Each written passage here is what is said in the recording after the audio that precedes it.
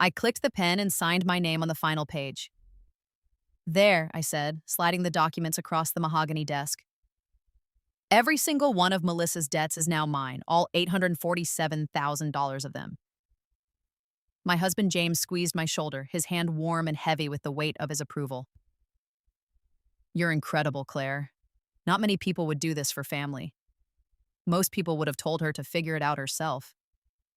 Melissa, his sister, dabbed at her eyes with a tissue, but I caught the smile she tried to hide behind her trembling fingers.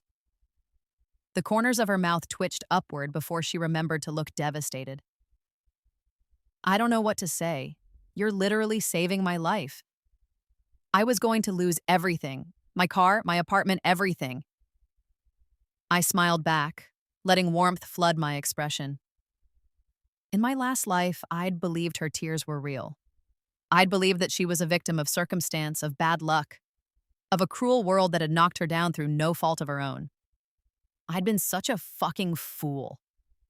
The lawyer, Melissa's lawyer, a man named Dennis Cooper, who charged $400 an hour and had never once questioned where his client's money was going, cleared his throat. Mrs. Chen, I have to ask one more time for the record. Are you absolutely certain about this? These debts include credit card balances from 6 different banks, personal loans from 3 lending institutions, a failed business venture with outstanding vendor payments, gambling debts to 2 separate casinos, and various medical bills. The total comes to $847,329.12 to be precise. I'm certain, I said, meeting his eyes without flinching. Family helps family. That's what we do. What Dennis didn't know, what none of them knew, was that I'd died before. 3 years from now, in my first life, I'd taken my last breath on a hospital bed I couldn't afford, drowning in the debt that was sitting in front of me right now. Melissa's debt.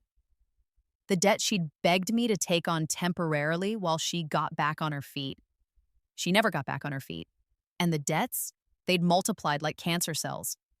Interest compounding daily, penalties stacking on penalties, legal fees from collection agencies. By the time the actual cancer diagnosis came, stage 4 pancreatic, the doctor had said, his face grave, I was too broke for treatment. The insurance I'd had through my job was gone because I'd lost the job. Lost it because the debt collectors had called my boss so many times that he decided I was a liability. Melissa had disappeared to Miami with her new boyfriend, a personal trainer named Derek, who she'd met at her gym. The gym membership she'd somehow managed to keep while I'd been taking on her debts. James had filed for divorce, citing my financial irresponsibility as grounds, and married my replacement, Brooke, his coworker, the one he'd always said was just a friend, 3 months after my funeral. I died alone in a state-funded hospice facility, broke, betrayed, and bitter. Then I'd woken up in this bed, in this body, on this day, the morning of my 32nd birthday, exactly 4 years before my death. The same day Melissa had called at 7 a.m., her voice thick with tears, begging for help with her mistakes. This time, I knew exactly what helping her would cost. This time, I was going to make sure that cost was hers. Initial here and here, Dennis said, pointing with his gold pen to lines on the document. I initialed in my neatest handwriting. And your husband needs to sign as well, since this affects marital assets and community property. James signed without reading a single word. He never read anything I put in front of him. Bills, bank statements, insurance forms. In my past life, that had included the divorce papers that left me with nothing but debt and a beat-up Toyota with a failing transmission. Excellent, Dennis said, gathering the documents into a leather portfolio. The debt transfer will be processed within 48 hours. Ms. Melissa Chen's creditors will be notified that Mrs. Claire Chen has assumed all outstanding balances. They'll begin sending statements to your address, Mrs. Chen. Melissa stood and wrapped me in a hug. She smelled like the Chanel No. 5 perfume I'd bought her for Christmas last year. The one she'd said was too expensive, you shouldn't have, before pocketing the receipt to return it for cash. I knew because I'd found the receipt in her purse when she'd asked me to get her phone charger. Thank you, she whispered in my ear, her breath hot and sticky. You're the sister I never had. I'm going to pay you back, I swear. Every penny. As soon as I get the job at Microsoft. They said they're going to call me back any day now for the second interview. There was no job at Microsoft. There was no second interview. In my first life, she'd told me the same lie, and I'd believed it for 6 months before I'd finally called Microsoft's HR department and learned that Melissa had never even applied. I hugged her back, squeezing tight. What's family for? In my ear, her voice was poison sweet and satisfied. She thought she'd won.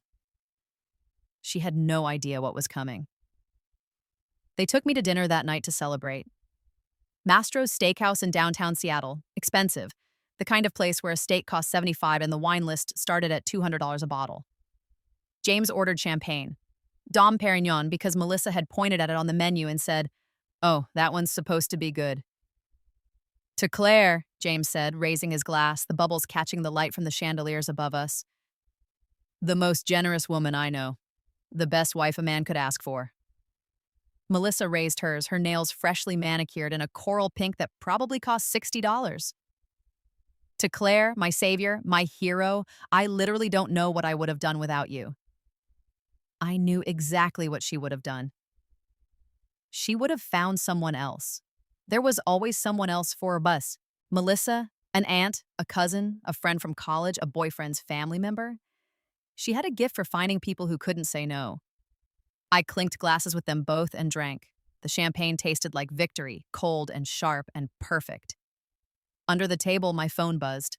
A text from Richard Flores, my real attorney. Not Dennis Cooper, the fool who represented Melissa. Richard was a bankruptcy specialist I'd found through careful research, someone who'd handled cases like mine and won. Someone who understood exactly what I was trying to do. Everything's in place. T-minus 47 hours. "Are you sure you want to do this?" I typed back with one hand, keeping my face neutral. Never been more sure of anything in my life. His response came immediately. "Then let's burn it all down." "What are you smiling about?" James asked, cutting into his ribeye. Blood pooled on his plate, and I thought about how fitting that was. "Just happy," I said. "Happy I could help Melissa get a fresh start."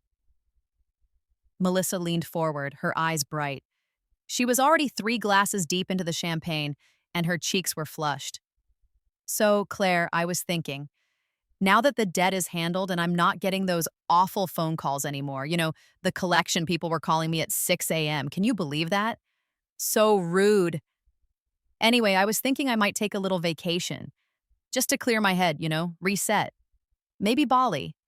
I saw this resort on Instagram, but you should absolutely do that," I said and meant it. "You deserve it. You've been through so much stress." Her eyes lit up like a slot machine hitting jackpot. "Really? Because I wasn't sure if I should spend the money, but the flights are actually pretty cheap right now if you book in advance. And, Melissa," I said gently, "you're debt-free now. The creditors can't touch you anymore. Go live your life. Enjoy it."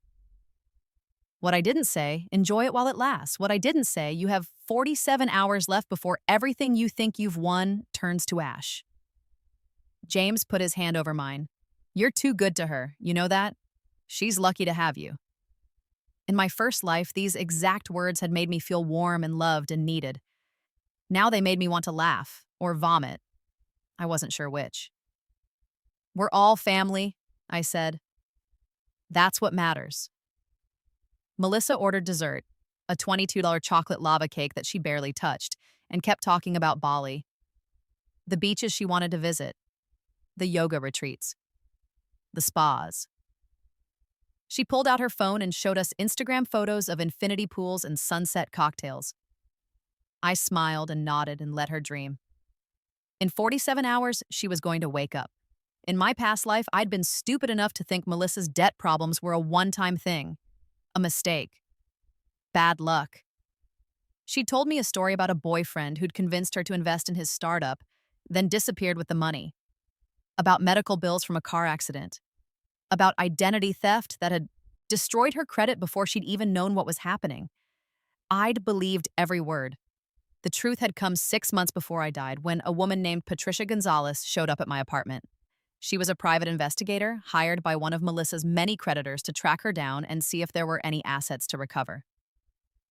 Your sister-in-law, Patricia had said, sitting in my living room with a coffee I'd made her because I still had manners even when I was dying, has a very specific pattern. She finds someone trusting, usually family, sometimes friends, occasionally romantic partners, and convinces them to co-sign loans or transfer debt, or just give her money outright. Then she moves on to the next city, the next relationship, the next mark. She's been doing this for at least 8 years that I can document. You're victim number 7 that I know of. There are probably others. I'd sat there in my falling apart apartment with the broken heater and the mold growing in the bathroom corner, listening to Patricia list the others. An aunt in Portland who'd co-signed a car loan that Melissa had defaulted on. The aunt had her wages garnished for 2 years. A college roommate in Austin who'd let Melissa use her credit card just for emergencies. $43,000 in charges later, the roommate had declared bankruptcy at 25. A boyfriend's mother in Reno who'd taken out a second mortgage on her house to pay Melissa's gambling debts. She'd lost the house. A cousin in San Diego who'd helped Melissa start a catering business. The business failed within 6 months, leaving the cousin holding $90,000 in vendor debt. The list went on. Each victim the same. Someone kind, someone trusting, someone who'd believed Melissa's tears and promises. The thing is, Patricia had said, stirring sugar into her coffee, none of what she does is technically illegal. She asks for help. People give it willingly. She promises to pay them back and just doesn't. You can't arrest someone for being a terrible person and a skilled manipulator. That's not fraud in the legal sense. It's just cruelty. By the time Patricia had found me, it was too late. The debt was legally mine. My credit was destroyed. Melissa was in Miami, posting photos on Facebook of her and Derek at South Beach, drinking mojitos and laughing. Unreachable. Untouchable. But Patricia had given me something valuable. Documentation. Proof of the pattern. Names and numbers and dates. And when I'd woken up 4 years in the past with all my memories intact and a second chance burning in my chest like a swallowed star, I'd known exactly how to use that information. I'd known exactly how to turn Melissa's own game against her. The 48 hours passed like honey dripping from a spoon, slow, thick, sweet with anticipation. I went to work at Morrison Marketing, the firm where I was still just a junior associate. In my first life, I'd be promoted to senior associate in 6 months, right before the debt collectors started calling and everything fell apart. This time, I smiled at my boss, Steven, made small talk about his daughter's soccer team, and didn't bother trying to impress anyone. I was already gone in my mind. At lunch, I sat in the break room with my coworker Amanda, who'd always been kind to me. In my first life, she'd sent me a card when I'd lost my job along with a $50 Starbucks gift card she probably couldn't afford. "You seem different," Amanda said, unwrapping her sandwich. "Happier, maybe? What's going on?" "Just feeling good," I said. "I helped my sister-in-law with something big. Feels good to help family." "That's sweet. What kind of help?" "Financial stuff. She was in trouble. I helped her out." Amanda raised her eyebrows. "That's generous. Just be careful, okay? I had a cousin who borrowed money once and it got complicated." "I'll be careful," I lied. After work, I stopped at the grocery store and bought ingredients for James's favorite dinner: beef Wellington, roasted vegetables, chocolate mousse for dessert. In my first life, I'd made this meal for our 4th anniversary. He'd barely touched it because he was too stressed about work. This time, I made it on a random Tuesday, and he ate 3 helpings. "This is amazing," he said, his mouth full. "What's the occasion?" "No occasion, just wanted to do something nice." He kissed me, tasting like beef and red wine. "I love you." "I love you too," I said. And it wasn't even a complete lie. I'd loved who I thought he was. The man who'd proposed to me on a beach in Maui, the man who'd cried at our wedding, the man who'd promised for better or worse, richer or poorer, in sickness and in health. He just hadn't meant any of it. At home, James was distracted, already planning his next business venture. In my past life, it had been a tech startup called StreamSync, an app that was supposed to aggregate all your streaming services into one interface. He'd sunk $75,000 into it before realizing that the major streaming companies would never allow access to their APIs without massive licensing fees. The startup failed within 14 months. This time, I didn't warn him. Let him fail. Let him learn what it felt like to lose everything on a bad bet. Melissa texted me photos from a day spa in Bellevue. She'd gone for a quick relaxation day to process everything. Getting a hot stone massage, she wrote, along with a photo of her lying face down on a massage table, cucumber slices on her eyes. I feel like a new person.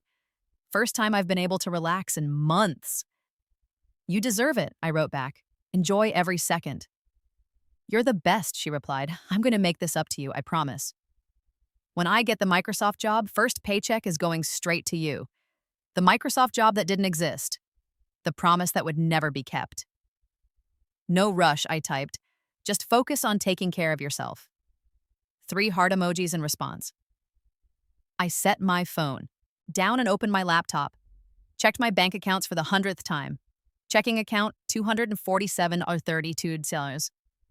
Just enough for groceries and gas for the next week. Savings account $. Emptied 3 days ago. Investment accounts $0. Liquidated last week. The money, all $1,127,000 of it, was sitting in an offshore trust in the Cayman Islands.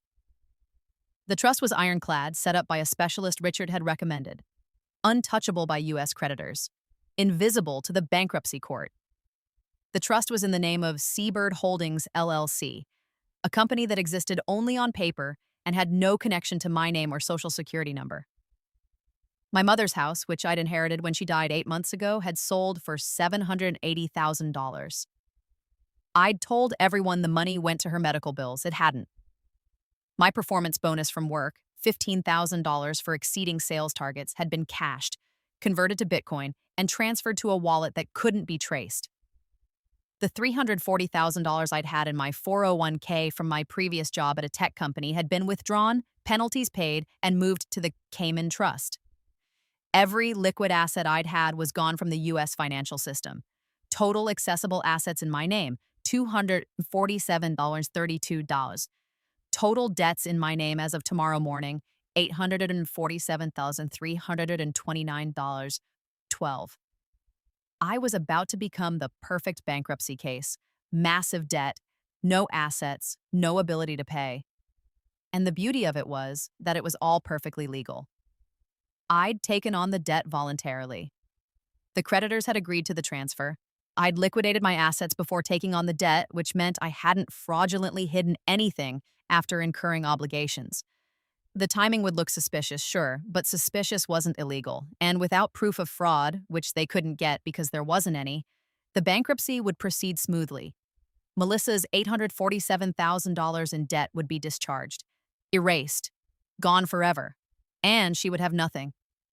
On the morning of the 48th hour, I woke up at 5 a.m., made coffee in the French press, the expensive beans I'd bought at the farmer's market, sat at the kitchen table with my laptop and watched the sunrise over Lake Washington. Richard called at 6:02 a.m. "It's done," he said. His voice was wide awake, energized. "The debt transfers processed overnight. As of 6:02 this morning, Pacific time, you are officially responsible for $847,329.12 in outstanding balances across 17 creditors. American Express, Chase, Bank of America, Citibank, Discover, 3 personal loan companies, 2 casinos, and various medical providers." "Perfect," I said, sipping my coffee.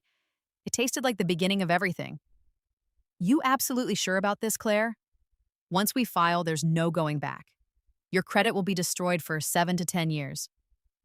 "I don't care about credit. I care about making sure Melissa doesn't get away with this." "She already got away with it. You took on her debt. And now I'm erasing it. She wanted me to pay it off, so she could walk away clean and do this to someone else. Instead, I'm walking away, and she's got nothing. She can't use this scam again because everyone will know what happened. The creditors will know. Her next marks will be able to Google her name and see that her debts were discharged through someone else's bankruptcy." Richard was quiet for a moment. You know, in 20 years of practicing bankruptcy law, I've never seen anyone use Chapter 7 quite like this. Is it legal? Completely morally questionable, maybe, but legal. Then let's do it. I'll file the papers at 9 a.m. when the courthouse opens. Do you have everything you need? I looked around the apartment. The furniture was all James's from before we got married. The TV, the dishes, the expensive coffee maker, all his. The only things that were mine were my clothes, my books, and my laptop. I'd already packed a bag. 2 suitcases in the hall closet ready to go. I'm ready. Dead. All right, I'll call you when it's filed. And Claire? Yeah. Good luck. I hope you find whatever you're looking for. I already found it, I said. Freedom. I hung up and opened my laptop, checked my email. There was a message from Patricia Gonzalez, the private investigator who'd helped me in my first life. In this life, I'd hired her 3 weeks ago to update her research on Melissa. The email had an attachment. Melissa Chen. Updated victim list.pdf. I opened it. 9 victims now. 2 more since my first life. A yoga instructor in Santa Fe who'd co-signed an apartment lease. A tattoo artist in Portland who'd lent Melissa with $15,000 for emergency surgery that had never happened. The pattern was always the same.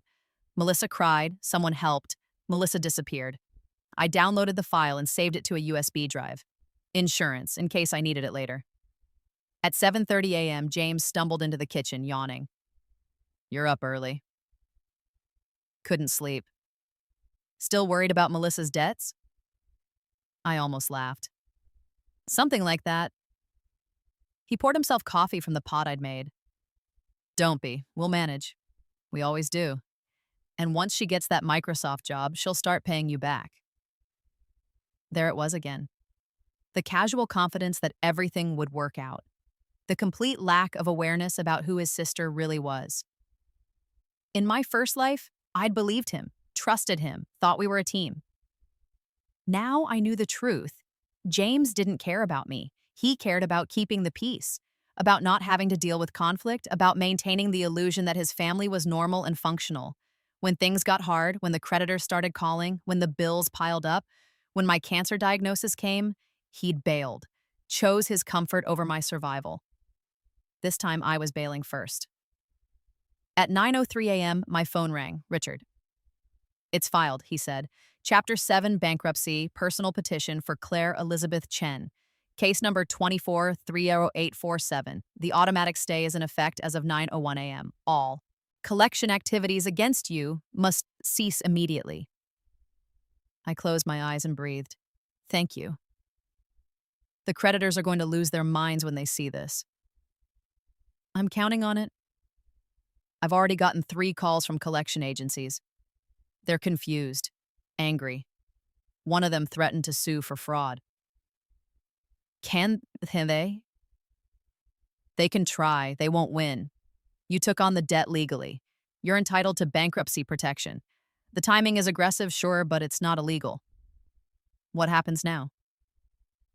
We wait. I'll send you a copy of the petition. You'll get a notice from the bankruptcy trustee within a week or 2 scheduling your 341 meeting. That's where you'll testify under oath about your assets and debts. The creditors can attend and ask questions. After that, assuming no one files an adversary proceeding to challenge the discharge, you'll be debt-free in about 4 months. 4 months. In my first life, those debts had haunted me for 3 years before finally killing me. This time, 4 months, and they'd be gone. Thank you, Richard. Thank you for the most interesting case I've had in years. Call me if you need anything. I hung up and sat very still. It was done. Chapter 7. Bankruptcy. Total liquidation of assets to pay creditors. Except I didn't have any assets. Not my name, not in the United States. Not anywhere the bankruptcy court could find them.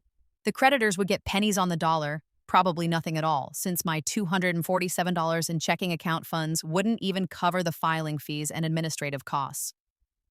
Melissa's $847,000 in debt would be discharged, erased. deleted from existence. And there was nothing anyone could do about it, including Melissa. The first call came at 9:47 a.m.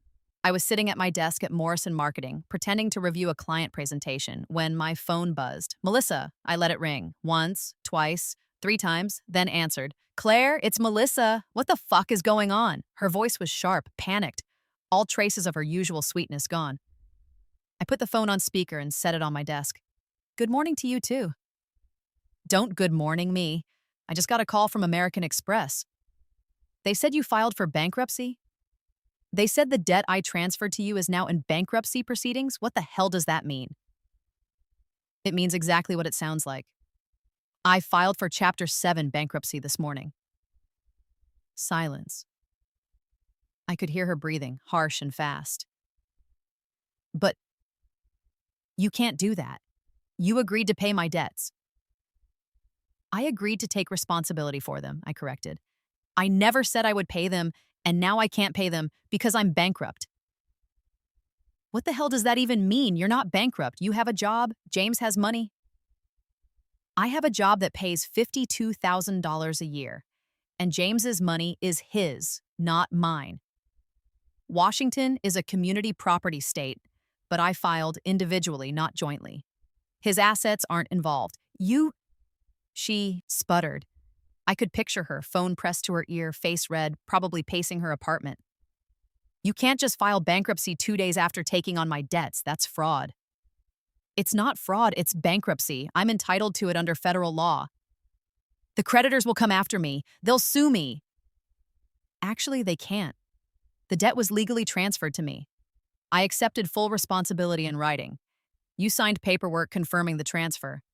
The debt is mine now, and since I've declared bankruptcy, the creditors have no recourse against you. You're free and clear. A beat of silence. Then, but my credit... I laughed. I couldn't help it. The sound bubbled up from somewhere deep and genuine. Melissa, your credit has been destroyed since you were 23. You've defaulted on every credit card you've ever had.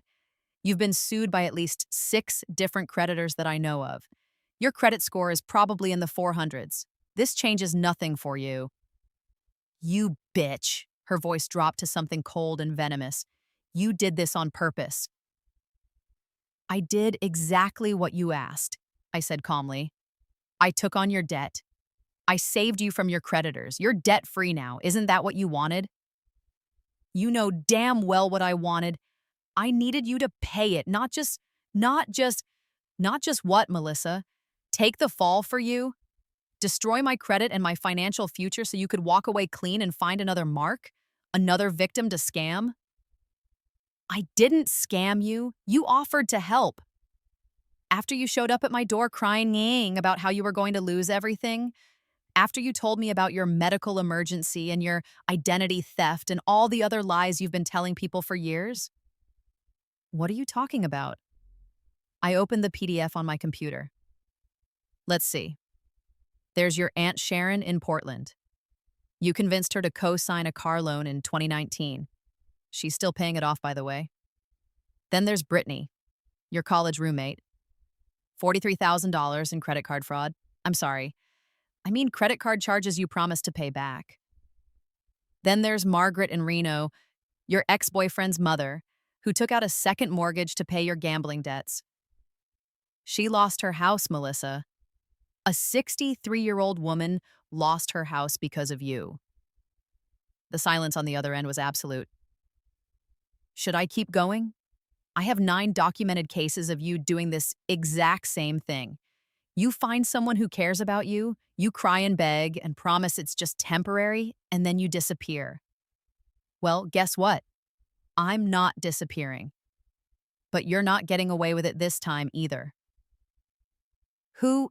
Her voice shook. Who told you all this? I hired a private investigator. Her name is Patricia Gonzalez. You might remember her. She tracked you down in Miami 2 years from now, or would have in another timeline. This time, I hired her first. This is insane. You're insane. Maybe, but I'm debt-free. And you're stuck with the consequences of your choices for the first time in your life. James will hear about this. He'll divorce you. Probably, I agreed. I've already prepared the papers. Saves him the trouble. You're destroying your own life to get back at me? I'm not destroying anything, I said. I'm free. I have no debt, no obligations, and a clean slate.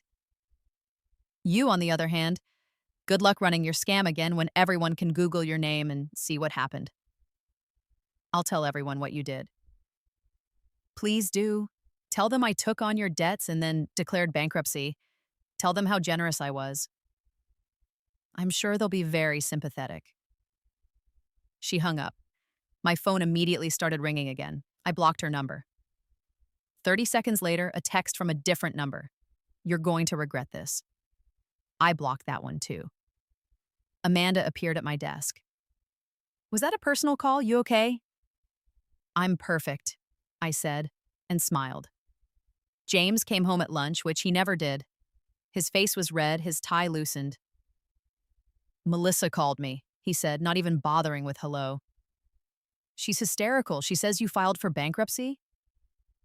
She says you tricked her. I was sitting on the couch with a cup of tea watching trash TV. I muted it. I didn't trick anyone. I filed for bankruptcy protection because I can't afford to pay the debts I took on. But you said 2 days ago you said you'd help her. I did help her. Her debts are discharged. She's free.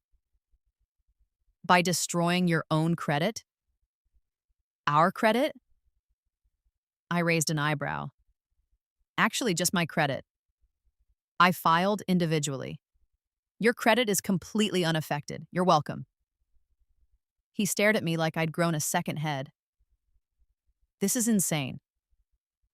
Do you know what this does to us? To our future? We can't buy a house now. We can't get loans. We can't. You can do whatever you want, James. This doesn't affect you. Of course it affects me. I'm married to you. For now. That stopped him cold. What? I stood up and walked to the kitchen table where I'd left the manila folder that morning. I picked it up and brought it back to him. What is this? Divorce papers, I said. I'm filing no fault, irreconcilable differences. I've already signed. You just need to sign and we can file with the court. His mouth opened and closed like a fish drowning in air. You're divorcing me? Seems fair. You were going to divorce me anyway. What the hell are you talking about? I'm talking about the fact that in 3 years, when my medical bills started piling up, you were going to leave me. You were going to cite my financial irresponsibility as grounds. You were going to marry Brooke from your gym within 6 months of my death. His face went from red to white. How do you... I'm not... Brooke is just a friend. For now, I repeated. But you've thought about it, haven't you? You've thought about how much easier life would be with someone who isn't dragging you down with financial problems, someone who makes more money, someone prettier, younger, without all my baggage. That's not... You're putting words in my mouth. Am I? Because in my experience, when things get hard, you bail. When your sister needed help, where were you? You signed paperwork and took me to dinner. You didn't offer to help pay her debts. You didn't offer to take them on yourself. You let me do it because it was easier for you. I trusted you to make the right decision. The right decision for who? For Melissa? For you? Because it sure as hell wasn't the right decision for me. He looked down at the divorce papers in his hands. If I sign these, what happens? You walk away clean. No debt, no bankruptcy on your record, no financial entanglement with me.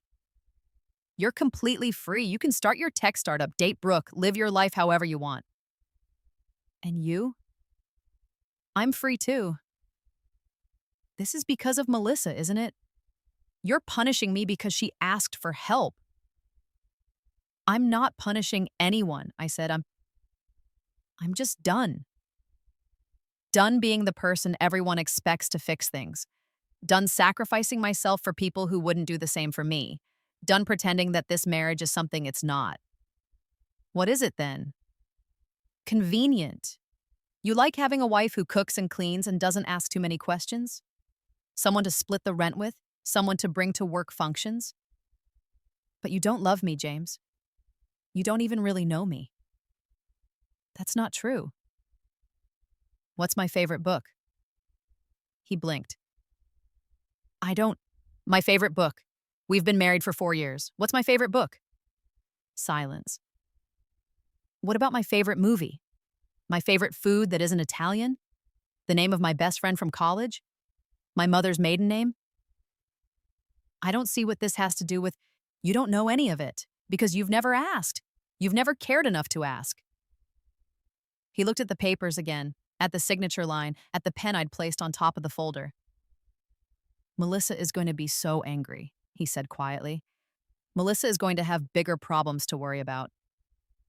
He picked up the pen, stared at it for a long moment, then he signed. Just like that. No fight, no argument, no attempt to save our marriage. He signed and walked out.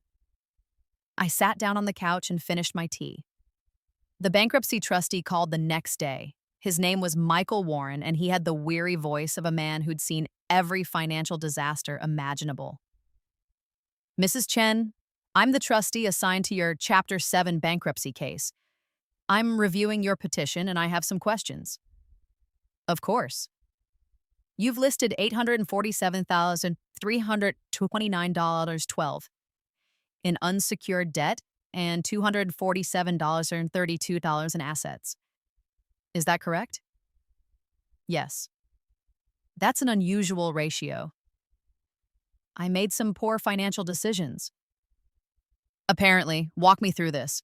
You took on your sister-in-law's debt approximately 48 hours before filing for bankruptcy. Is that accurate? Yes. Why? She was family. She was in trouble. I wanted to help. And you didn't think about the financial implications of taking on nearly $1 million in debt? I thought I could manage it. I was wrong. Mrs. Chen, I have to be honest with you, this looks suspicious. The timing, the amount, the immediate bankruptcy filing, it all suggests possible fraud. I understand why it might look that way, but I took on the debt in good faith. I signed legal documents transferring responsibility. And then I realized I couldn't pay it. In 48 hours? I had something of a breakdown, I said. My voice was steady, rehearsed. Richard and I had practiced this conversation a dozen times. My mother passed away 6 months ago. I'd been handling her estate, dealing with her medical bills, processing grief. When I saw the full amount of Melissa's debt in writing, I panicked. I realized what I'd done. I went to see a therapist who diagnosed me with acute stress reaction.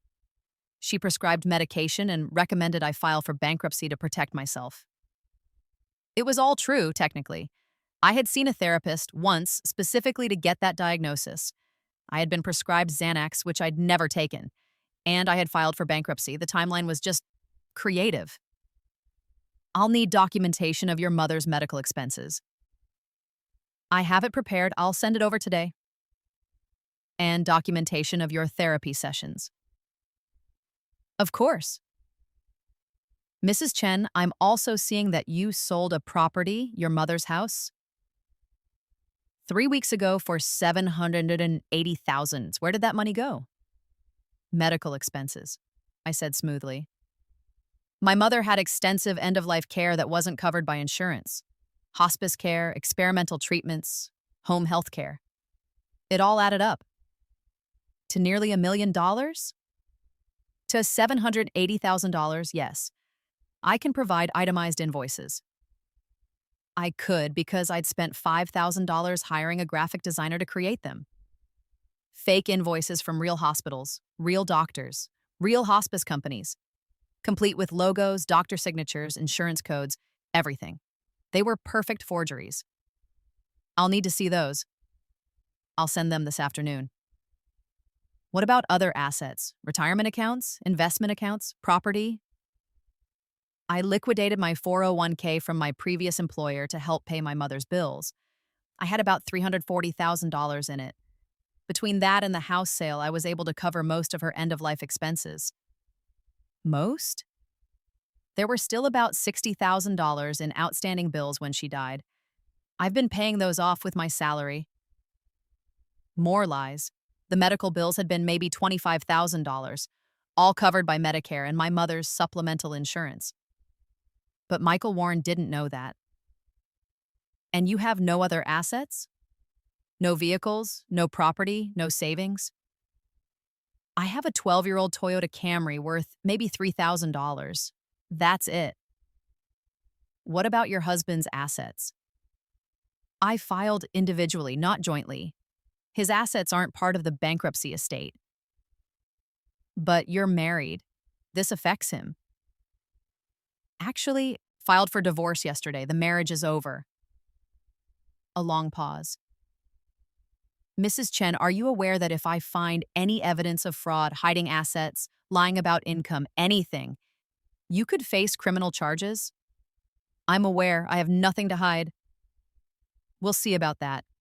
I'm scheduling your 341 meeting for 3 weeks from now. Be prepared to answer questions from me and potentially from your creditors. And get me that documentation as soon as possible. I will. Thank you, Mr. Warren. I hung up and immediately called Richard. He's suspicious, I said. Of course he is. The timing is suspicious. But suspicious isn't illegal. As long as your documentation is solid, he can't touch you. The invoices will hold up? The designer you hired used to work for a major hospital system. She knows how to make them look authentic. Unless Warren sends investigators to each hospital to verify every line item, which he won't because it would cost more than they'd recover, you're fine. What if he does? Then we argue that you were confused about what was covered by insurance, that you mixed up your mother's bills with bills from other family members, that you were under extreme stress and made bookkeeping errors. None of that is fraud. Fraud requires intent to deceive. We can always claim mistakes. You're good at this. I've been doing bankruptcy law for 23 years. I know every trick and I know how to make everything look legitimate. Trust me, Claire, you're going to be fine. I wanted to believe him. I had to believe him because if this didn't work, if they found the Cayman Trust, if they proved fraud, if they sent me to prison, Melissa would win. And I died once already to make sure that never happened. The next 3 weeks were the longest of my life. Work became unbearable. Stephen, my boss, had somehow found out about the bankruptcy, probably through the gossip chain that ran through the office like a virus, and started treating me like I had a contagious disease. He stopped assigning me important projects, started having concerns about my judgment, suggested I might want to take some personal time to sort things out. I knew what was coming. In my first life, he'd fired me 6 months into the debt crisis. This time, he was speeding up the timeline. I beat him to it. On a Friday afternoon, 2 weeks before my 341 meeting, I walked into his office and quit. I'm resigning, I said, placing my printed resignation letter on his desk. Effective immediately, I'll clear out my desk today.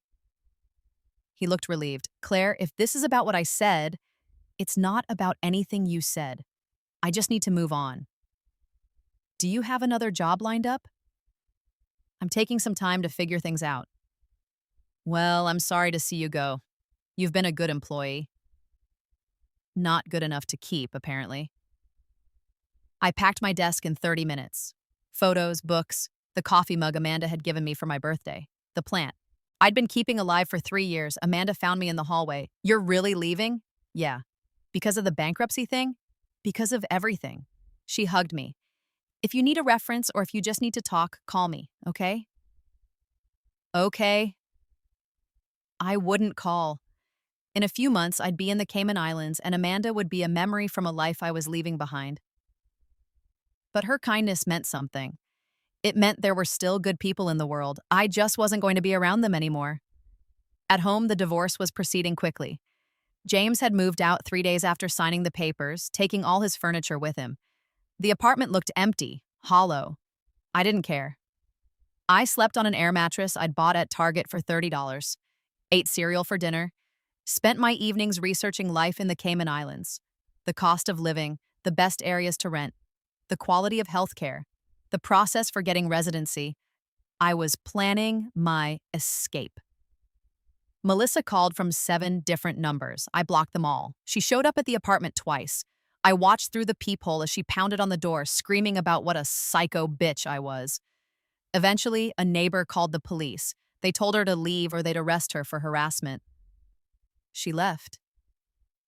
James called once to tell me that Melissa had tried to kill herself. Pills and vodka, but not enough to do real damage. Just enough for attention. "She's in the hospital," he said. "She's asking for you." "I'm not coming." "She's my sister, Claire. She's in pain. She's a con artist who's upset her scam didn't work. I'm not falling for fake suicide attempts." "How can you be so cold?" "Practice," I said, and hung up. The days blurred together, waiting, watching, preparing. And then, finally, the 341 meeting arrived. The 341 meeting was held in a gray conference room in the Federal Building downtown. The walls were beige, the carpet was brown, and fluorescent lights hummed overhead like dying insects. I arrived 20 minutes early, wearing a cheap dress from Target and shoes from Payless. No jewelry except my wedding ring, which I was still legally required to wear until the divorce was finalized. "Look poor," Richard had coached. "Look defeated. Look like you have nothing left." I looked exactly like that, because in the eyes of the law, I did have nothing. The trustee, Michael Warren, sat at the head of a long table. He was in his 50s, balding, with the permanently skeptical expression of a man who'd heard every lie imaginable. Along the sides of the table sat three creditor representatives. First, Jennifer Salazar, attorney for American Express. Sharp suit, sharper eyes, a leather portfolio thick with documents. Second, Marcus Thompson, attorney for Chase Bank. Younger, aggressive, the kind of lawyer who saw bankruptcy cases as personal challenges. Third, David Chen, no relation, representing a debt collection agency called Apex Recovery Solutions. They'd bought some of Melissa's smaller debts, medical bills, personal loans, for pennies on the dollar, and were hoping to recover something. Richard sat beside me, calm and professional. "Let's begin," Warren said. He swore me in, and I raised my right hand and promised to tell the truth. "Mrs. Chen," Warren said, reading from his notes, "please state your full name for the record." "Claire Elizabeth Chen." "And you filed this petition for Chapter 7 bankruptcy on April 14th of this year?" "Yes." "I've reviewed your asset disclosure and your financial statements. You claim to have $247.32 in total assets?" "Yes." "And $847,329.12 in debts?" "Yes." Warren leaned back in his chair. "Walk me through how this happened." I took a breath. This was the performance. This was everything. "My sister-in-law, Melissa Chen, came to me 6 weeks ago. She was in financial trouble. Credit card debt, personal loans, some gambling debts. She was being harassed by collection agencies. She begged me to help her." "And you agreed to assume her debts?" "Yes, we went to her attorney and signed paperwork transferring the debts to me." "Why would you do that?" "Because she's family. Because she was desperate. Because I thought I could handle it." "You thought you could handle nearly $1 million in debt on a $52,000 salary?" "I wasn't thinking clearly. My mother had just died. I was grieving. I wasn't in a good mental state." Jennifer Salazar leaned forward. "Mrs. Chen, you took on this debt on April 12th and filed for bankruptcy on April 14th. That's 48 hours. You're saying you had a change of heart in 48 hours?" "I had a breakdown," I said. My voice shook, not because I was acting, but because remembering what those debts had done to me in my first life still hurt. I signed the papers, and then I went home and actually looked at the numbers, really looked at them, and I realized what I'd done. I realized I'd destroyed my life. "So you declared bankruptcy?" I didn't know what else to do. I couldn't pay it. Even if I worked 3 jobs for the rest of my life, I couldn't pay it. Marcus Thompson pulled out a document. Mrs. Chen, according to our records, you sold property, a house valued at $780,000, 3 weeks before taking on your sister-in-law's debt. Where did that money go? Richard spoke up. We've provided documentation showing that the proceeds went to pay medical expenses for Mrs. Chen's late mother. $780,000 in medical expenses? Thompson's voice was heavy with skepticism. End-of-life cancer care is extraordinarily expensive, especially when the patient opts for experimental treatments not covered by insurance. I'd like to see itemized bills. They're in the filing, Richard said smoothly.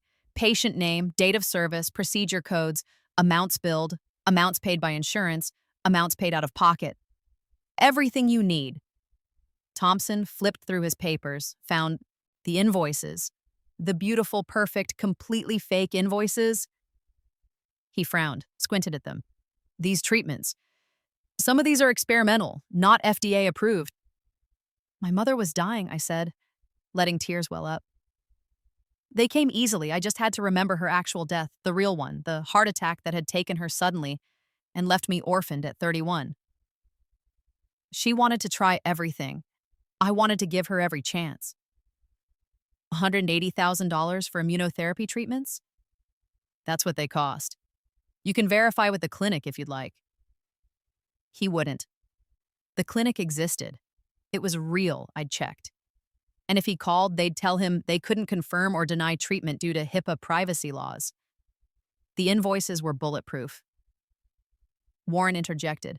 What about your 401k? You had $340,000 in retirement savings. You withdrew all of it 6 months ago? To pay my mother's bills. The house sale wasn't enough. You paid early withdrawal penalties. I know, but she was dying. I didn't care about penalties. Jennifer Salazar tried a different angle. Mrs. Chen, your husband, soon-to-be ex-husband, James Chen. He has significant assets. A salary of $180,000, retirement accounts, investment portfolios. Why didn't he help pay for his mother-in-law's medical care? My mother wasn't his responsibility. But your sister-in-law's debts were your responsibility? I made a mistake in judgment. I see that now. Or, Salazar said slowly, you knew exactly what you were doing. You took on your sister-in-law's debt with no intention of paying it. You deliberately filed for bankruptcy to defraud my client and the other creditors. Richard's voice was ice. That's a serious accusation, Ms. Salazar. Do you have evidence to support it? The timing speaks for itself. Timing is not evidence of intent. Mrs. Chen made a poor decision under emotional duress. She's entitled to bankruptcy protection under federal law. I disagree. I believe this was a calculated scheme to eliminate debt that Ms. Melissa Chen legally owed. Then file an adversary proceeding, Richard said. Prove fraud, but I warn you, you'll need to demonstrate that Mrs. Chen took on the debt with the specific intent not to pay it. Good luck doing that when she has documentation of severe emotional distress, a recent bereavement, and a therapist's diagnosis of acute stress reaction. Salazar's jaw tightened. She looked at Warren. We'd like to request a continuance to investigate Mrs. Chen's financial history more thoroughly. Warren sighed. Ms. Salazar, this meeting has been scheduled for 3 weeks. Mrs. Chen has provided all requested documentation. Unless you have specific evidence of fraud right now, I'm not granting a continuance. We believe that belief is not evidence.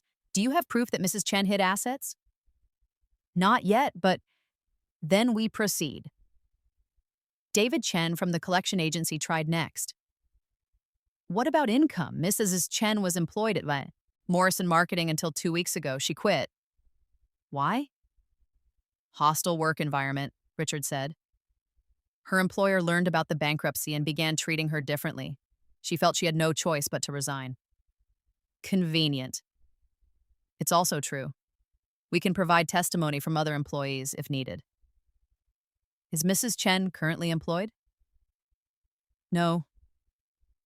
Does she have employment prospects? She's taking time to address her mental health before seeking new employment. So she's deliberately unemployed to avoid paying her creditors.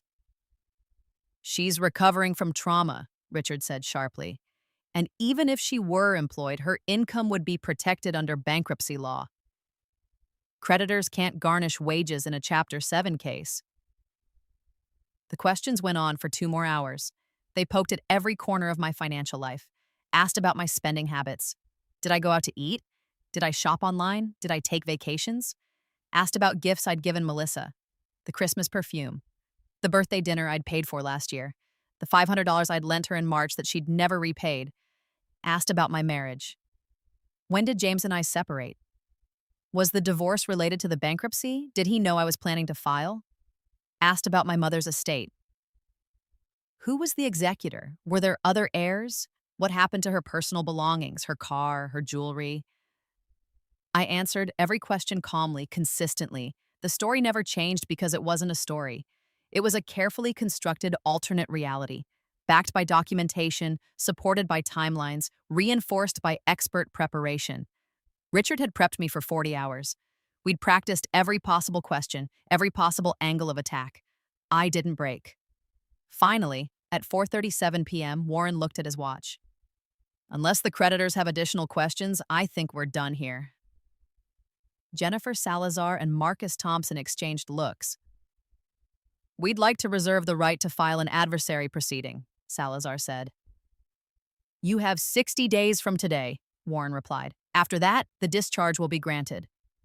We'll need to consult with our clients, which meant we'll need to decide if this is worth the legal fees, which meant probably not. An adversary proceeding would cost American Express $50,000 to $100,000 in legal fees, minimum, to challenge a discharge on $90,000 of debt that they'd probably already written off as a loss. The math didn't work. They'd let it go. Warren closed his folder. This meeting is adjourned. Mrs. Chen, you'll receive a notice from the court within 60 days regarding the status of your discharge. Assuming no adversary proceedings are filed, your debts will be discharged and you'll receive a fresh start. A fresh start? I stood up on shaky legs. Richard packed his briefcase and nodded at Warren, professional to the end. We walked out of the federal building together. You did great, Richard said once we were outside, the spring air cold and clean. They're going to sue, aren't they? No, too expensive. They'll write it off and move on. All of it? All of it. I stopped on the sidewalk and looked up at the sky. Clouds were rolling in, gray and heavy with rain. 847, 329, 12 in debt. About to be erased. Discharged. Gone forever. And Melissa left with nothing but the consequences of her own choices. Thank you, Richard. Thank you for trusting me with this, and for giving me the most interesting case I've handled in years. He hesitated. Can I ask you something? Sure. Was it worth it? Destroying your credit, ending your marriage, losing your job? All to get back at your sister-in-law? I thought about dying in that hospice bed. Thought about the collection calls. Thought about James filing for divorce while I was too weak to fight. Thought about Melissa in Miami, drinking mojitos, laughing at my funeral. Yeah, I said. It was worth it. He nodded. I hope you find peace, Claire. Wherever you go from here. I already know where I'm going. Good luck. We shook hands and he walked away. I stood there for a long time watching Seattle's skyline disappear behind the storm clouds. Then I went home and started packing. The discharge order came through exactly 60 days later. I was sitting in a coffee shop near Green Lake, laptop open, researching flights to Grand Cayman, when Richard called. It's official, he said. The court issued the discharge order this morning at 10:15 a.m. No adversary proceedings were filed. No objections were raised. You're debt-free, Claire. I closed my eyes and felt something inside me, something tight and hard that I'd been carrying since my first death, finally release. No more creditors. No more creditors. No more collection calls. No more lawsuits. It's over. What about Melissa's original debts? What happens to those? They're gone. Legally, they never existed after the transfer. The creditors might try to collect from her directly, but They have no legal grounds since she transferred the debt to you and you discharged it through bankruptcy. She's functionally judgment proof. But she can't do this again, right? The pattern is broken? Anyone who does a basic background check on her will see this case. They'll see that she transferred nearly $1 million in debt to a family member who immediately filed bankruptcy. That's not a good look. It'll be much harder for her to find new victims. Good. What are you going to do now? Live, I said. Just live. You've earned it. Take care of yourself, Claire. I hung up and sat there in the coffee shop, watching people come and go. Baristas making lattes, students studying, couples on dates. Normal people living normal lives. I wasn't normal anymore. I'd died, been reborn, and burned down my entire existence to make sure the person who'd killed me couldn't do it again. But I was free. I ordered another coffee and tipped the barista $100. Her eyes went wide. Oh my God, thank you. You're welcome, I said. Money meant nothing to me now. I had over $1 million sitting in an offshore trust, generating interest, multiplying. I could tip $100 and not even notice. I stayed in Seattle for another month, tying up loose ends. The divorce finalized. James got to keep everything that was his, which was essentially everything we'd owned. I didn't fight him, didn't ask for alimony or property division. I just wanted out. He sent me an email after the final papers were signed. I hope you're happy now. I didn't respond. I closed my bank accounts, canceled my credit cards, not that they'd be usable for the next 7 years anyway. Terminated my cell phone contract. I sold my car, the 12-year-old Camry, for $2,500 cash. I packed 2 suitcases with clothes, books, and my laptop. Everything else I donated. Goodwill took it all, grateful. On my last day in Seattle, I drove to the cemetery where my mother was buried, stood at her grave in the rain. I did it, Mom, I said. I didn't let them win this time. The stone was simple. Margaret Elizabeth Porter, beloved mother, 1961, 2023. She'd been a good woman, worked as a nurse for 40 years, saved lives, raised me alone after my father left when I was 3. She would have been horrified by what I'd done, but she would have understood why. I left flowers, white roses, her favorite, and walked away. The next morning, I boarded a plane, one-way ticket to Grand Cayman, no return date, no plans to ever come back. The Cayman Islands were everything I'd hoped for, and nothing like Seattle. Warm, blue, endless ocean, and white sand and palm trees swaying in tropical breezes. I rented a small house on 7 Mile Beach. 1 bedroom, 1 bathroom, a kitchen barely big enough for 1 person. But it had a porch that faced the ocean, and every morning I could sit there with coffee and watch the sunrise paint the water gold. The trust was managed by a firm in Georgetown. They handled investments, transfers, everything. I received a monthly allowance of $8,000, more than enough to live on comfortably. The Bitcoin I'd bought had tripled in value. Every time I checked, the number was bigger. I didn't need to work. For the first time in my life, I didn't need to work, so I didn't. Instead, I painted. I'd loved art in college before the practicalities of life, student loans, rent, jobs, responsibilities, had crushed that dream. I'd gotten a degree in marketing instead of fine arts because you can't make money as an artist. Now I had money, so I painted. I started with the ocean. Simple seascapes, trying to capture the way the light moved on water. They were terrible at first. Muddy colors, awkward compositions, amateur mistakes. But I kept going, bought better supplies, watched YouTube tutorials, practiced every day. After 3 months, my paintings started looking like something. After 6 months, they started looking good. After a year, they started looking professional. I painted the sunrise, the palm trees, the boats in the harbor, the local fishermen cleaning their catch, the beach at sunset. I painted myself emerging from dark water into light. That one, the self-portrait, was the first one I sold. A woman from Texas was visiting the island, saw me painting on the beach, and asked if I sold my work. I've never sold anything before, I said. How much for that one? She pointed at the self-portrait. I don't know, $1,000? Sold? She wrote me a check on the spot. I framed it and hung it in her hotel room for the rest of her vacation, then shipped it to her home in Austin. She posted it on Instagram, tagged me. I started getting inquiries. Within a year, I had a small but steady business, selling paintings to tourists, taking commissions, building a quiet reputation as that artist in the Caymans who does beautiful seascapes. I didn't need the money, but I needed the work, the creation, the proof that I existed as something more than a revenge plot.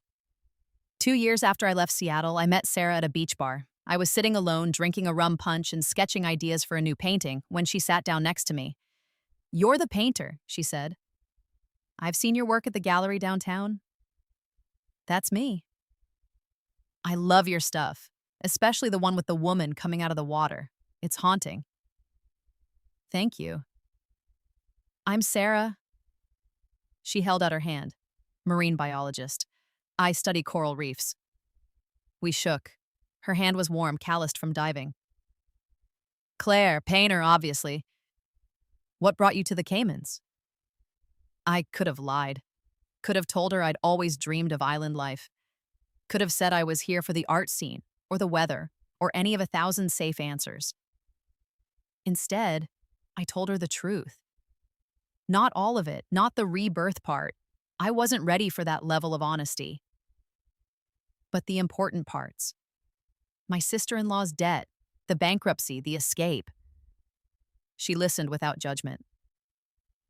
"So you basically pulled off a legal revenge heist and then fled the country?" she said when I finished. "That's one way to put it." She laughed. "That's incredible. Most people just complain about their families. You actually did something about it." "You're not horrified?" "Why would I be? She tried to ruin you. You turned the tables. Good for you." I liked her immediately. We talked for hours about her research. She was studying coral bleaching and restoration techniques. About my art, about the island, the ocean, life. She was smart, funny, kind. Nothing like the people I'd left behind in Seattle. She didn't ask about my past beyond what I'd volunteered, didn't pry, didn't judge, just accepted me as I was. We started dating a month later, casual at first, dinner dates, beach walks, watching sunsets, then more serious. She introduced me to her research team. I brought her to artist meetups. We spent weekends, diving together, her showing me the underwater world she loved. 6 months in, she asked if I wanted to move in with her. "I have a house near the reef," she said. "Bigger than that little place you're renting, more space for painting, and you'd be close to the water." "Are you sure?" "I'm sure, if you are." I moved in the next week. The house was perfect. 2 bedrooms, one for sleeping, one I converted into a studio, a kitchen that actually fit 2 people, a porch that wrapped around the entire structure, and the ocean, right there, 50 feet from the back door. I painted there every day while Sarah was at work. At night, we cooked dinner together, talked about our days, watched the stars. It was the most normal, healthy relationship I'd ever had. Maybe because I was finally normal and healthy myself. No debt, no secrets, no resentment festering under the surface. Just 2 people who liked each other, building a life together. Sarah asked about my family sometimes. "Do you ever talk to your ex-husband?" "No." "Your sister-in-law?" "God, no." "Do you miss Seattle?" "Not even a little bit." "Do you think you'll ever go back?" "Never." She accepted this without pushing. One night, a year into our relationship, I told her the rest. About dying, about waking up in the past, about having 4 years of knowledge from a future that no longer existed. I expected her to think I was crazy. Instead, she said, "That explains a lot, actually." "You believe me?" "I believe that you believe it. And honestly, whether it was a rebirth or a premonition or just really good instincts, does it matter? You made a choice to change your life and you succeeded. That's what counts." "You don't think I'm insane?" "I think you're the sanest person I've ever met. You saw a problem, made a plan, and executed it. Most people just suffer. I kissed her. She kissed me back. Want to get married? I asked. Are you proposing? I think I am. Then yes. We got married 6 months later on the beach with no one there but us and a local officiant who charged $200 and asked no questions. I wore a white sundress from a boutique in town. Sarah wore linen pants and a blue shirt that matched the ocean. It was perfect. The marriage license listed me as Claire Porter, my maiden name. I'd legally changed it back after the divorce. Claire Chen was dead. She'd died in bankruptcy court. I was someone new now, someone happy. 5 years after I left Seattle, I got a letter. It came through a forwarding service I'd set up, a P.O. box in Grand Cayman that Richard still had access to in case anything legal came up from the bankruptcy. The envelope was thin, postmarked from Washington State. Return address, Washington State Correctional Facility for Women, Melissa. I stared at it for a long time. Sarah was at work. Marina, our daughter, adopted from a local family when she was a baby, was napping. I could throw it away unopened. Never know what it said? But curiosity won. I opened it. The handwriting was shaky, childish. Claire, I know you probably hate me.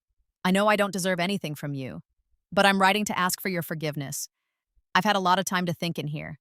About what I did, about how I treated you, about how I treated everyone.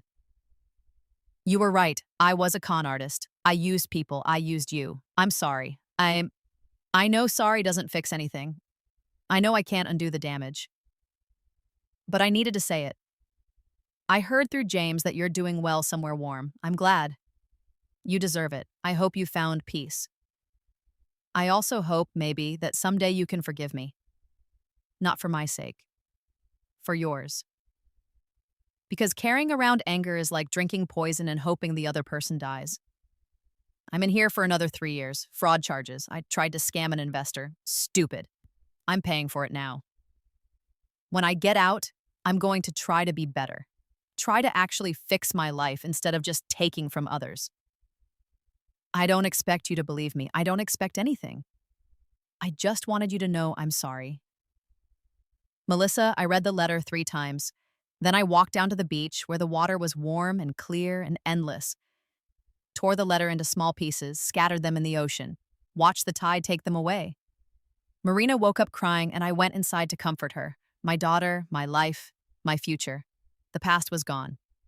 7 years after my rebirth, my paintings were selling well enough that I had my first gallery show. A small gallery in Georgetown agreed to feature my work for a month. 20 paintings, prices ranging from $5,000 to $20,000. Tourists came, collectors, other artists. I sold 12 pieces. One woman, an art dealer from New York, offered to represent me.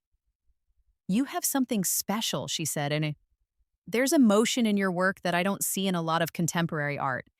It's like you've lived 2 lives. I smiled. Something like that. She took me on, started getting my work into galleries in Miami, New York, Los Angeles. Suddenly, I wasn't just that painter in the Caymans. I was a professional artist with a growing reputation. The money didn't matter. I already had money. But the validation did. The proof that I'd built something real out of the ashes of my old life. Sarah got a grant to study coral restoration. Real funding, enough to hire a team to make a difference. Marina started school. She was bright, curious, obsessed with sea turtles. We bought a bigger house, closer to Sarah's work with a real studio for me. Life was good, better than good. Life was everything I died wishing for in my first life, and then some. 10 years after my rebirth, James sent me a Facebook friend request. I stared at it for a full minute. Then I clicked delete. But I was curious. I looked at his public profile. He was still in Seattle, still working at the same company, still posting about his tech startup, which had somehow survived and was apparently doing well. He'd remarried, a woman named Jennifer, not Brooke. Maybe Brooke hadn't worked out. They had a baby, a boy. He looked happy. Good for him. I logged out and didn't check again. Some doors stay closed. The same day, Richard called, the first time I'd heard from him in years. Claire, I have news about Melissa. She's dead. I set down my paintbrush. What? She died dead in prison 3 days ago. Medical complications. diabetes that went untreated. Her family is trying to settle her estate, but there's nothing to settle. No assets, no property, nothing. I'm calling because the court requires notification to all parties involved in her bankruptcy case. Okay, thank you for letting me know. I'm sorry. I know that must be complicated to hear. It's not complicated. She's dead. I'm alive. That's all there is to it. Fair enough. How are you doing, Claire? Where did you end up? Somewhere warm, somewhere good. I'm glad. You deserved a fresh start. We all do. Thanks for everything, Richard. Take care of yourself. He hung up. Melissa was dead. I waited to feel something. Satisfaction, maybe. Or vindication. But I felt nothing. She was just gone. A chapter closed in a book I'd stopped reading a long time ago. I went back to painting. A commission for a couple in California. A sunset over the ocean, their anniversary gift to each other. Sarah came home and found me in the studio. Everything okay? She asked. Yeah, I just got some news. Someone from my old life died. Sorry to hear that. Don't be, it's fine. Everything's fine. She kissed my forehead and went to check on Marina. I finished the painting, signed my name in the corner, packaged it for shipping. The past stayed where it belonged, behind me. 15 years after my rebirth, Marina asked me about my family. She was 12, going through old photos I kept in a box in the closet. Who's this? She asked, holding up a picture of me and James on our wedding day. Someone I used to know. Your ex-husband? Yes. Do you ever talk to him? No. Why not? I sat down next to her. Because some people are meant to be in your life for a season, not forever. And when that season ends, it's okay to let them go. Did he hurt you? In a way. I'm sorry. Don't be. That was a different life. I'm happy now. With me and Mom? With you and your mom. More than I ever thought possible. She hugged me and I held her tight. My daughter. Not biologically mine, but mine in every way that mattered. I thought about the girl I'd been in my first life. Desperate, dying, alone in that hospice bed. She would never have believed this was possible, but it was. Because I'd made it possible. Because I'd taken the worst thing that had ever happened to me, dying broke, betrayed and bitter, and turned it into fuel. Because I'd learned that sometimes the only way to win is to burn everything down and start over. Because I'd been reborn, and this time I'd done it right. 20 years after my rebirth, Sarah died. Cancer. Pancreatic like my mother in my first life. Diagnosed late, spread too far, nothing to be done. She lasted 6 months. We spent them together. Every moment. I stopped painting, stopped everything except being with her. Marina was in grad school, studying marine biology like Sarah. She came home every weekend. Sarah died at home, in our bed, with me holding her hand. Her last words were, "Don't stop painting. Promise me." I promise. She smiled, closed her eyes, stopped breathing, just like that, gone. I was 62 years old, older than I'd ever been in my first life, and I was alone again, but not the same kind of alone I'd been before. Marina came home for the funeral, stayed for a month, made sure I was eating, sleeping, functioning. I can take a semester off, she offered. No, your mother would kill me if I let you do that. Go back to school, I'll be fine. You sure? I'm sure. She left reluctantly, and I was alone. I sat on the porch every morning watching the sunrise, drinking coffee, remembering. Sarah's laugh, her passion for coral reefs, the way she'd believed in me when I told her about the rebirth. The way she'd loved me without conditions, without judgment, without needing me to be anything other than myself. After a month, I went back to the studio, picked up a brush, started to paint. I painted Sarah. Dozens of portraits, Sarah diving, Sarah researching, Sarah laughing, Sarah sleeping. I painted her until I'd captured every memory, every moment, every expression. And then I painted myself, Older now, gray hair, lines around my eyes, hands weathered from years of work, but alive, still here.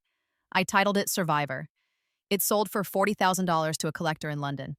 The money went to a coral restoration fund in Sarah's name. 25 years after my rebirth, I was 70 years old. Marina was married, living in Australia, doing groundbreaking research on coral bleaching. I was still in the Caymans, still painting, still alive. One morning, I got an email from someone I didn't recognize. Subject line, your sister-in-law. I almost deleted it, but opened it instead. Dear Ms. Porter, my name is Dr. Rebecca Martinez. I'm a psychologist who specializes in working with victims of financial abuse. I'm writing a book about patterns of exploitation in family dynamics, and I came across your case while researching. I wanted to reach out to tell you that what you did, taking on Melissa Chen's debt and then declaring bankruptcy, has become something of a case study in my field. Not because it's encouraged, it's not, but because it's one of the few documented cases where a victim successfully escaped a long-term pattern of financial abuse. I'm not asking for an interview or permission to use your story. All identifying information has been removed from my research. I just wanted you to know that your case has helped other victims understand that they have options, that they don't have to keep suffering. Thank you for that. I hope you're well, wherever you are. Best regards, Dr. Rebecca Martinez. I read the email 3 times. Then I wrote back, Dr. Martinez, thank you for your message. I'm glad my experience has helped others. I'm doing well. Better than I ever thought possible. Good luck with your book. Claire. I hit send and closed the laptop. Somewhere out there, people were learning from what I'd done. Somewhere out there, victims were finding hope. That meant something. That meant it had all been worth it. 30 years after my rebirth, I turned 80 years old. Marina threw me a birthday party on the beach. Her kids, my grandchildren, built sandcastles and chased waves. I sat in a chair under an umbrella watching. My hands were too arthritic to paint anymore, but I still went to the studio every day, supervised younger artists I'd taken on as mentees, taught classes, donated paintings to fundraisers. I'd had a good life, a long life, longer than I was supposed to have. That night, I dreamed about my first death. The hospice bed, the pain, the loneliness, Melissa in Miami, James with Brooke. The debts crushing me even as I died. I woke up crying, but they weren't sad tears. They were grateful tears because I'd escaped that fate, because I'd fought back, because I'd won. 32 years after my rebirth, exactly as long as I'd lived in my first life, I woke up and knew it was time. I wasn't sick, wasn't dying, just ready. I'd lived twice as long as I was supposed to. I'd loved and been loved. I'd created beauty. I'd won. Marina was visiting. She found me on the porch at sunrise, coffee in hand, watching the ocean. You okay, Grandma?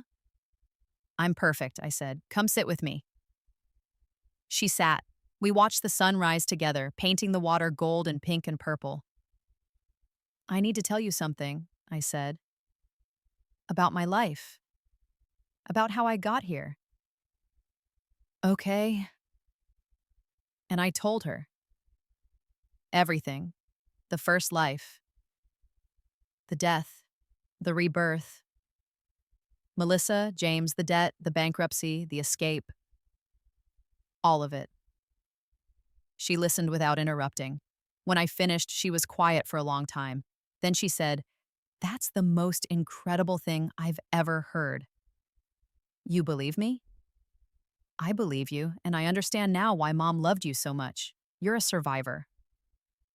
I'm more than that. I'm someone who refused to let the world destroy her twice. She hugged me. Thank you for telling me.